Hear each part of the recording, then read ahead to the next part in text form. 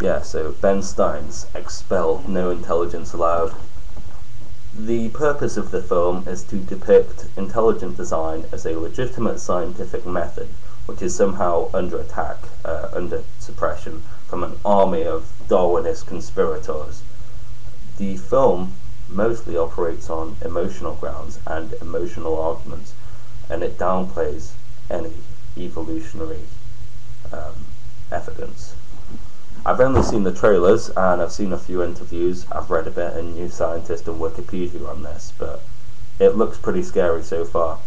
The appeal to free speech says that ideas from the greatest scientists of our time, Copernicus and Galileo, were first considered heretic and radical, but because they lived in a time which was far more open to free speech, then their ideas were eventually considered to be scientific.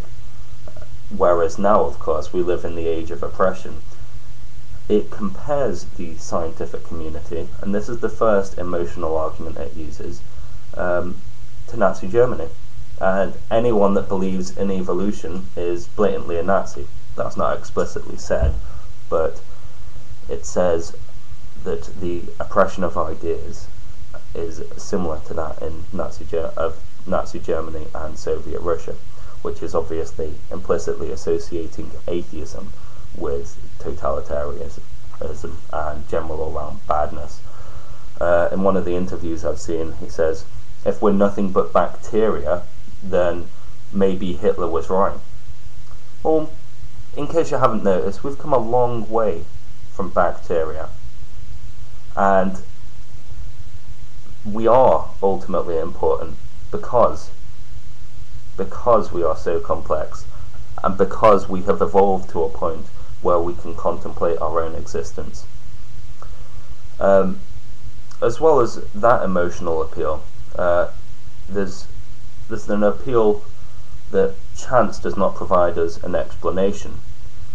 Now, this is ironic at first, because it's actually their argument that provides no explanation, but it's also a complete misrepresentation of what the evolutionary algorithm is.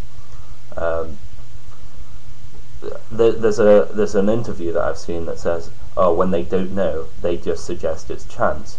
Now, evolution's not quite chance. Yes, chance plays a factor, but the evolutionary algorithm works on three principles: reproduction, variation, and some form of selection. Now, once you have these three principles, complexity can arise from simplicity.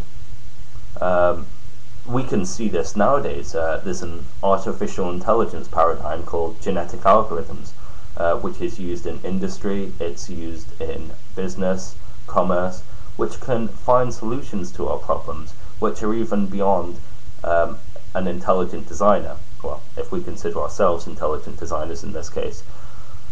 Yeah, so it generally says that the evolutionary algorithm creates a gap. This isn't true either. Dawkins uses a great analogy of a cliff face. Basically, the evolutionary mechanism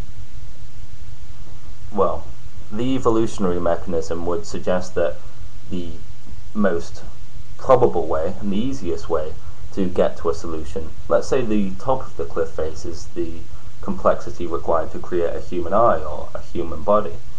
Now, evolution would get to this point by taking slow, progressive steps up the mountain.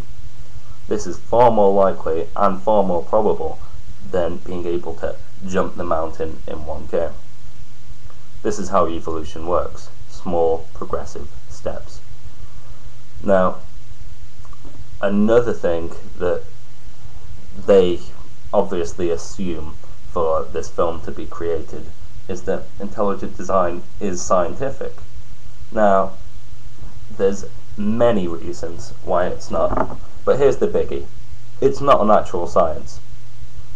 Scientific methods use observation to analyze the natural world, that is, the world that we can see, we can measure, and we can experience.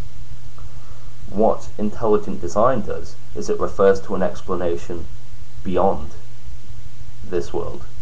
That's why it's not a scientific method, because if this designer is out of scope of all scientific inquiry, how can we ever further our understanding?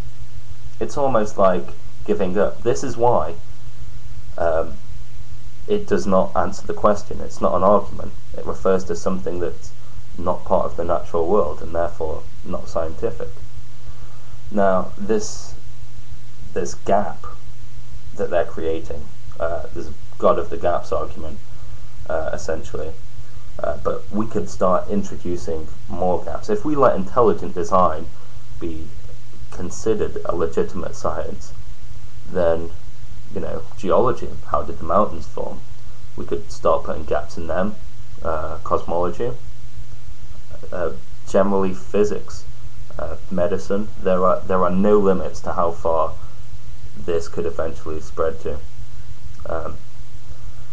Another point that I thought I'd make is the Discovery Institute is a main proponent of the popularization of the intelligent design movement in the States, and they've always distanced themselves from theology in order to be perceived as a legitimate scientific argument.